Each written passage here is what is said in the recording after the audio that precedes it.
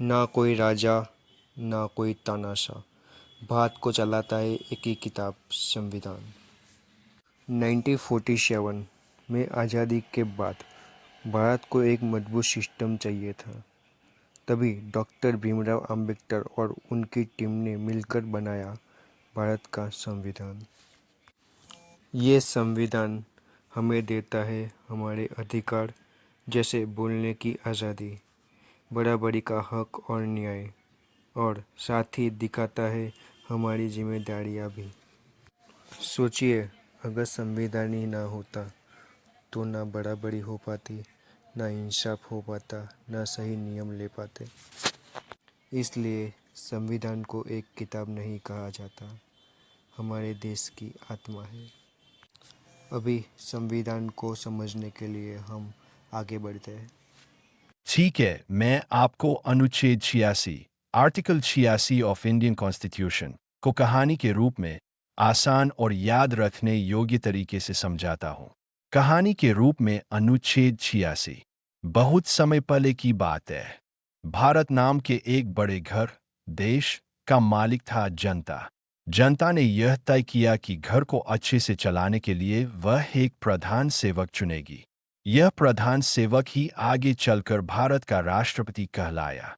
अब सोचो, जब भी घर में कोई बड़ी बात करनी हो तो उसका ऐलान मालिक जनता को सुनाना जरूरी है। लेकिन जनता तो बहुत बड़ी है, सबको एक साथ बुलाना मुश्किल है।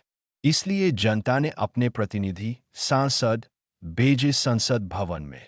घटनाक्रम: एक दिन राष्ट्रपति सोचे, अगर मुझे जनता के प्रतिनिधियों से कुछ जरूरी बात करनी हो तो मैं सीधे कैसे कहूं?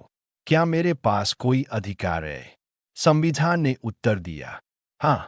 अनुच्छेद 86 के तहत तुम राष्ट्रपति संसद के किसी भी सदन, लोकसभा या राज्यसभा को संदेश भेज सकते हो और वह सदन उस संदेश पर विचार करने के लिए बाध्य होगा।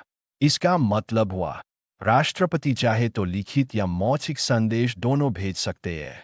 संसद को उस पर चर्चा करनी ही होगी। उदाहरण: मान लो देश में पानी की भारी कमी हो गई। राष्ट्रपति ने कहा, मेरे प्यारे प्रतिनिधियों, देश के हर कोने में पानी की समस्या बढ़ रही है, आप इस पर तुरंत ध्यान दें। अब लोकसभा और राज्यसभा दोनों को यह मुद्दा उठाकर उस पर चर्चा करनी ही पड़ेगी। अनुच्छेद 86 का सार: राष्ट्रपति संसद को संदेश दे सकते हैं। संदेश लोकसभा या राज्यसभा दोनों में से किसी को भी भेजा जा सकता है। संसद को उस संदेश पर विचार करना अनिवार्य है। क्यों खास है यह अनुच्छेद? यह राष्ट्रपति को केवल सूचना देने या ध्यान खींचने का अधिकार देता है, लेकिन राष्ट्रपति सीधे कानून पास नहीं कर सकते।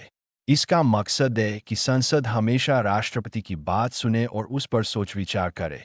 आसान शब्दों में समझो, अनुच्छेद 86 ऐसा है जैसे घर का बुजुर्ग राष्ट्रपति बच्चों, सांसदों को याद दिलाता है, बेटा, यह जरूरी काम मत भूलना, इस पर बात करो, और बच्चों को उस पर चर्चा करनी ही होती है। इंडियन कॉन्स्टिट्यूशन के आगे के अध्याय को सुनने के लिए बने रहिए इस चैनल्स पे। सब्सक्राइब कीजिए, लाइक कीजिए, शेयर कीजिए।